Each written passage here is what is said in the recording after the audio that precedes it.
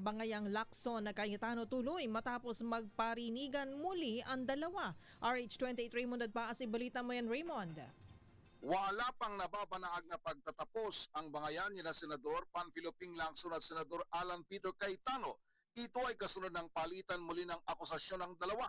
Kaninang umaga ay naglabas ng pahayag si Lacson sa kanyang ex-account o dating Twitter na may natuklasan silang cauldron of worms sa mga umano'y anomalya sa mga infrastructure projects sa Taguig at wala ng atrasan sa investigasyon.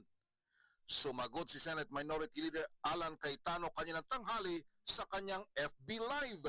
Tinawag na Senator Judge Troll si Lacson. Araw-araw umano siyang tinotroll ng mga marites at hearsay na mga akusasyon. Git ni Cayetano, walang katotohanan ng mga akusasyon sa kanya at kahit puntahan ng mga proyekto sa Taguig ay makikita ang mga ito at pinakikinabangan.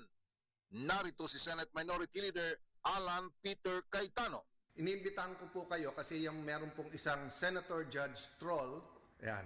Yung Senator Judge Troll na yon ay trinotroll ako halos araw-araw, pero panay marites or panay inconclusive, ika nga, argumentative, hearsay.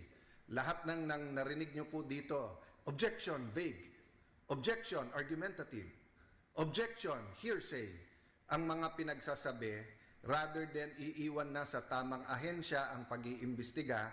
Inakusahan din si Lacson na tinatakot ang mga ahensya ng gobyerno upang makakuha ng impormasyon dahil kakampi niya ang lahat. Ngunit tiwala pa rin si Cayetano na kapag may kaukulang investigasyon at mapag-usapan ang isyu ng mahinahon, ay lalabas din ang katotohanan. Narito muli si Senador Alan Peter Cayetano. Dapat si Lacson imbestigahan. Dadating sa tamang oras. Ngayon kasi kakampi niya lahat eh. Matapang magpa-imbestiga kasi kakampi niya lahat. At yung mga ahensya, yung mga tinatawagan niya and everything. Siyempre, entertain siya.